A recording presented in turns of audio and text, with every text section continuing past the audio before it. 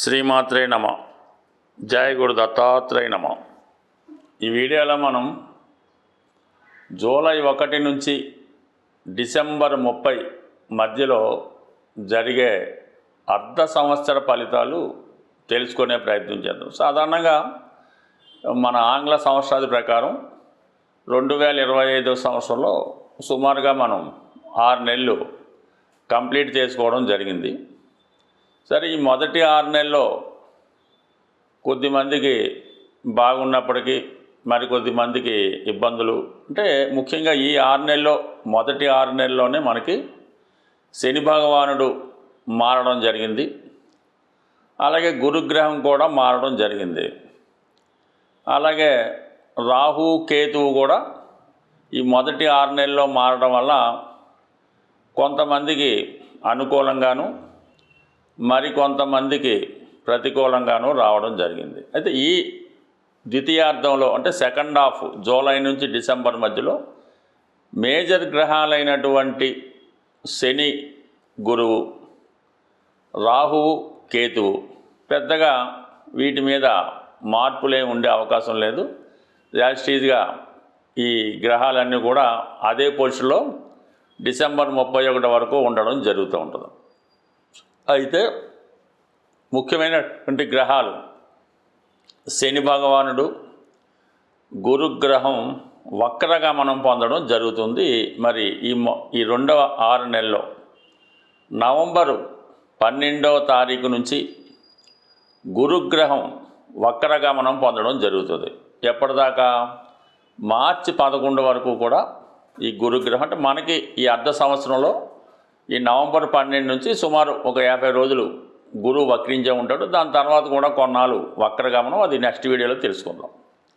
అలాగే అక్టోబరు 13వ తారీఖు నుంచి శనిగ్రహం వక్రగమనం పొందడం జరుగుతుంది. జనవరి 20 వరకు అంటే ఇంచుమించుగా ఈ అక్టోబర్ 13, నవంబరు, డిసెంబర్ మొత్తం శనిగ్రహం మనకి మీనరాశి అందే వక్రగమనం పొందడం జరుగుతుంది. అంటే ఈ వక్రగమనం పొందడం వల్ల కొంతమందికి అనుకూలంగాను మరికొంతమందికి ప్రతికూలంగాను మారడం జరుగుతుంటుంది. అంటే వక్రించిన గ్రహం ఏం చేస్తుందంటే తను ఉన్న స్థానం నుంచి 12వ స్థానాన్ని కూడా వీక్షించడం, అంటే అక్కడ ఫలితం కూడా ఇవ్వడం జరుగుతుంది.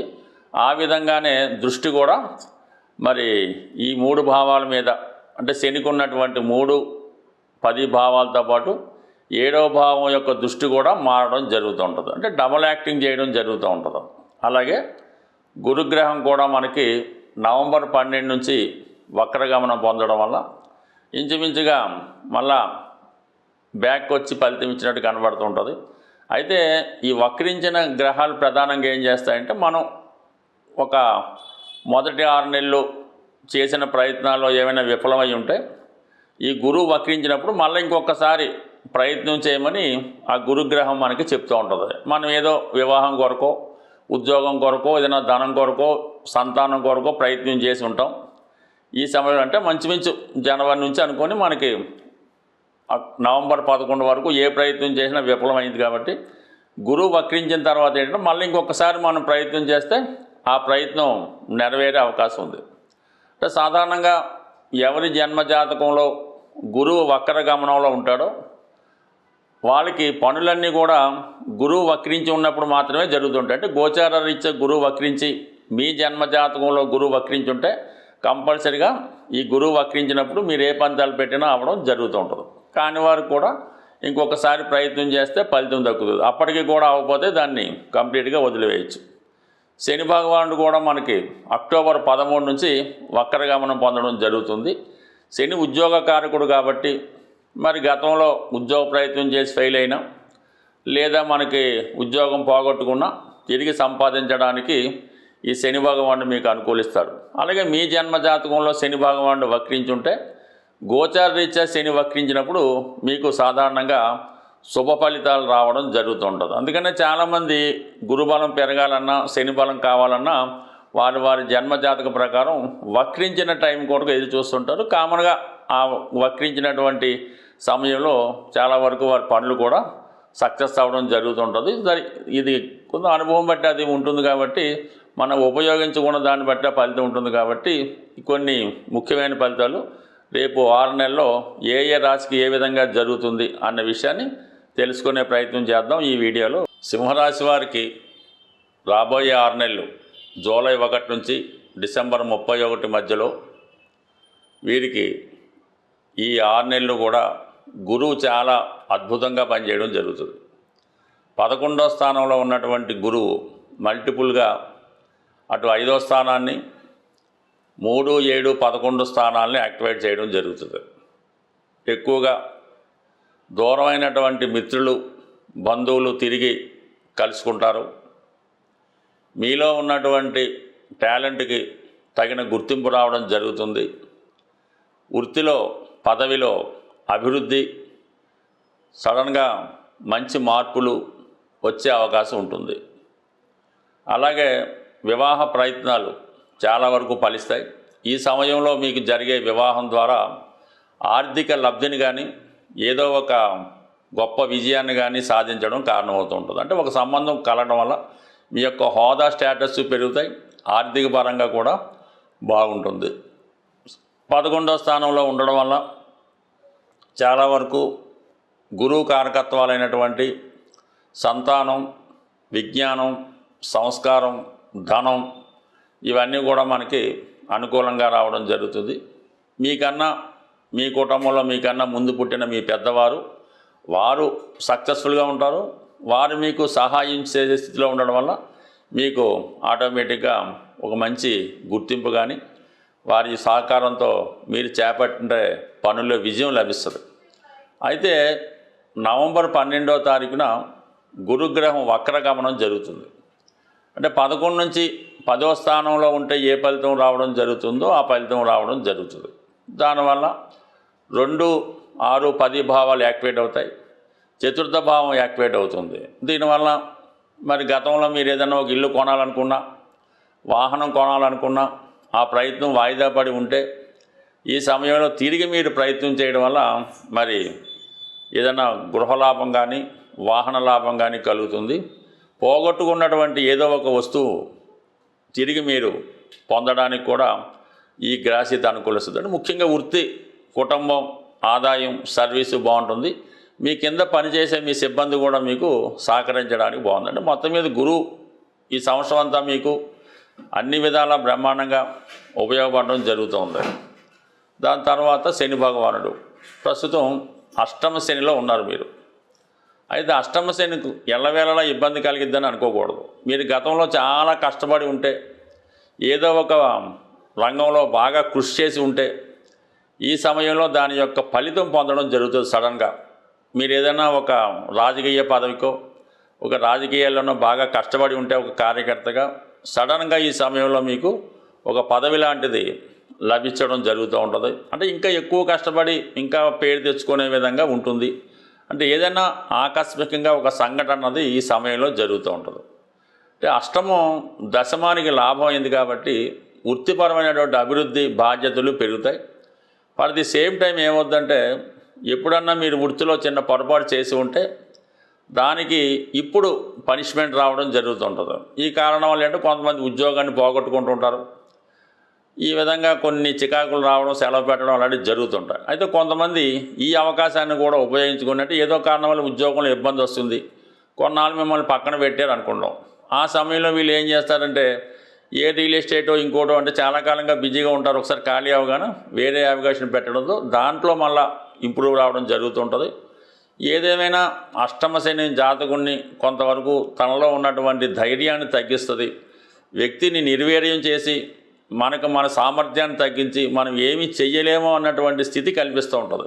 దాన్ని మనం ఓవర్కమ్ చేయాలంటే జనరల్గా మరి తగు గ్రహశాంతి చేసుకోవడం కానీ మన పర్సనాలిటీ డెవలప్ చేసుకుంటే అది కూడా పాజిటివ్గా మార్చుకోవచ్చు. అంటే ఫెయిల్యూర్ని కొంతమంది మాత్రమే పాజిటివ్గా మార్చుకుంటారు. అందులో ఇప్పుడు ఉన్నటువంటి స్థితి ప్రకారం మీరు దాన్ని పాజిటివ్గా మార్చుకునే అవకాశం ఉంది. బట్ ఏదైనా అక్టోబర్ 13 తర్వాత ఈ శనిగ్రహం వక్రించి ఉండడం వల్ల అష్టమ స్థానంలో ఉన్నటువంటి ఫలితం పాటు సప్తమ భావ ఫలితాలు కూడా ఇవ్వడం జరుగుతుంది. అంటే సప్తమ భావంలోకి వస్తూ అంటే రాడు ఆ ఫలితం ఇస్తూ అక్కడ ఉన్నటువంటి రాహుతో కలిగడం వల్ల ఒక గొప్ప పారిశ్రామికవేత్తతో కానీ రాజకీయవేత్తతో కానీ పార్ట్నర్షిప్ అయి మీరు దాంట్లో వారితో ఏదైనా ఒక వృత్తి ఇండస్ట్రీ స్థాపించడానికి కారణం అవుతూ ఉంటుంది. ఎందుకంటే సప్తమం కూడా దశమంత బలమైందే, దశమాత్ దశమం సప్తమం కాబట్టి ఇందులో రెండు పెద్ద గ్రహాలు అంటే ఇంచుమించుగా శని రాహు అంటే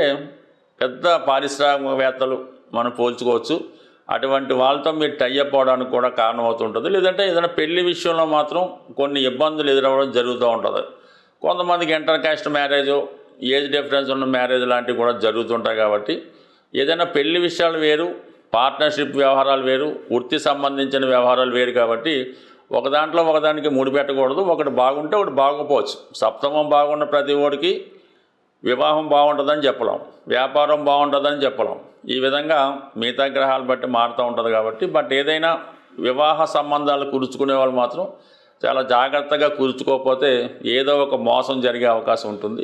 ముఖ్యంగా ఈ గ్రహాల స్థితిని గమనించినప్పుడు ప్రతి రాశి వారికి కూడా ఈ రాబోయే 6 నెలల్లో అంటే ప్రధాన గ్రహాలైనటువంటి శని భగవానుడు మీనరాశిలో ఉండడం, మరి రాహు కుంభరాశిలో ఉండడం, కేతు సింహరాశిలో ఉండడం, అంటే పాపగ్రహాలు ఏ రాశుల్లో ఉంటాయో ఆ రాశులకి సంబంధించినటువంటి పరిహారం చేసుకుంటే మనకి ఆ గ్రహాలు యోగిస్తాయి.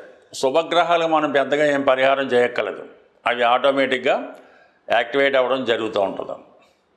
శుభగ్రహాలు ఇచ్చే ఫలితాన్ని పాపగ్రహాలు అడ్డుకుంటాయి. కాబట్టి మనం ఈ పాపగ్రహాలకి పరిహారం చేయవలసి ఉంటుంది. అదే ముఖ్యంగా ఎక్కువగా ఈ శని గురువు ఈ 2 గ్రహాలు ప్రధానంగా ఈ రాబోయే 6 నెలల్లో ప్రతి ఒక్కళ్ళ జాతకం మీద ప్రభావం చూపుతుంది. ఎందుకంటే వక్రించిన గ్రహం తన బలాన్ని విశేషంగా పెంచుకుంటుంటుంది అన్నమాట.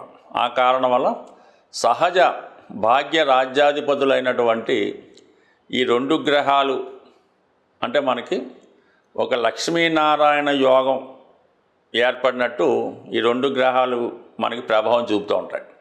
ఈ సమయంలో మీరు ఏం చేయాలంటే కళ్యాణం చేయించాల్సి ఉంటుంది. అంటే ఎవరికి చేయించాలి?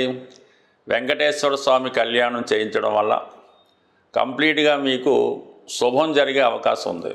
సో ఏదైనా ఈ రాబోయే మనకి ఈ 6 నెలల్లో మరి కార్తీక మాసంలో కానీ శ్రావణ మాసంలో కానీ మీరు ఏదైనా దేవస్థానంలో సామూహికంగా వెంకటేశ్వర స్వామి కళ్యాణంలో పాల్గొంటే చాలా మంచి ఫలితం రావడం జరుగుతూ ఉంటుంది. అన్ని గ్రహాలకి ఆది దైవంగా ఉన్నటువంటి పరమేశ్వరుడు శివుడు. వీలున్నవాళ్ళు ఏదైనా ఒక పంచారామాలు కానీ ఇటువంటి శివుని యొక్క ముఖ్యమైన క్షేత్రాలు ఒక్కసారి దర్శించడం మంచిది. అంటే ఏ ప్రాంతంలో ఉన్నవాళ్ళు ఆ ప్రాంతంలో ఉన్నటువంటి దేవాలయంలో చేయడం వల్లే ఎక్కువ ఫలితం రావడం జరుగుతూ ఉంటుంది. సుమారుగా మనకి ఈస్ట్ గోదావరిలో ఈ ద్రాక్షారం చుట్టుపక్కల ప్రతి నక్షత్రానికి సంబంధించినటువంటి ఒక దేవాలయం ఉన్నది. ప్రతి నక్షత్రానికి ఒక దేవాలయం ఆ చుట్టుపక్కల ఊళ్ళో ఉండడం జరుగుతూ ఉంటుంది. ఆ విషయాన్ని మనకి ద్రాక్షారామం దేవాలయంలో డిస్ప్లే చేయడం కూడా జరుగుతూ ఉంటుంది. ఏ నక్షత్రం వారు ఆ నక్షత్ర దేవాలయాన్ని సందర్శించడం వల్ల వారి యొక్క దోషం కూడా పరిహారం అవుతుంటుంది. అవకాశం ఉన్నవాళ్ళు ఒక్కసారి మీరు ప్రయత్నం చేయండి. లేదు జన్మాంతరంగా మనకు బాగుండాలి, మన వంశం బాగుండాలంటే ఆ 27 నక్షత్రాలకి సంబంధించినటువంటి 27 దేవాలయాలు కూడా ఒకసారి మీరు ఒక నెలలోనో సంవత్సరంలోనో దర్శించడం వల్ల చాలా మంచి ఫలితం రావడం జరుగుతూ ఉంటుంది. సో ఇది మనం కష్టపడి సాధించబడిన ఫలితాలు. సూక్ష్మంలో మోక్షం రావాలి, చిన్న ప్రయత్నంతో విఘ్నేశ్వరులాగా మొత్తం ఫలితం రావాలనుకుంటే గోసేవను మించింది లేదు. మరి ఏదైనా గోసేవ అంటే ఆవుకి 2 అరటిపళ్ళు ఒక బెల్లం ముక్క పెట్టడం అయితే కాదు. కంప్లీట్గా మీకు ఓపిక ఉంటే ఏదో ఒక రోజు ఆ గోశాలని శుభ్రంగా తుడిసి అక్కడ ఉన్నటువంటి ఈ ఆవు పేడ ఇవన్నీ కూడా శుభ్రం చేసి ఆవుకి మంచి వాతావరణం వచ్చేలా పెట్టడం, తర్వాత ఆవుకి శుభ్రంగా స్నానం చేయించి తర్వాత ఆవుకి తగు విధంగా సేవ చేసి పసుపు కుంకాలు అలంకరించడం వల్ల కనీసం ఒక దానికన్నా చేసుకుంటూ ఈ సేవ కన్నా మీరు ఆ గోశాలను శుభ్రం చేయడం వల్ల వచ్చే సేవ చాలా అఖండం. మీరు చాలా ఆర్థిక ఇబ్బందుల్లో ఉన్నారు, అసలు ఏ దారి లేదు అనుకున్న వాళ్ళు ఒకసారి పవిత్రంగా నిర్వహిస్తున్నటువంటి గోశాల సందర్శించి అక్కడ ఒకసారి రోజంతా సేవ చేసి శుభ్రం చేయండి. 100% మర్నాడు నుంచి మీ ఆర్థిక పరిస్థితి ఏ విధంగా మార్పు వస్తుందో చూడండి. ఇది కంప్లీట్గా నేను ఛాలెంజ్ చేసి చెప్తున్నాను. ప్రయత్నం చేసి చూడండి. సక్సెస్ మాత్రం చాలా గొప్పగా ఉంటుంది. స్వస్తి.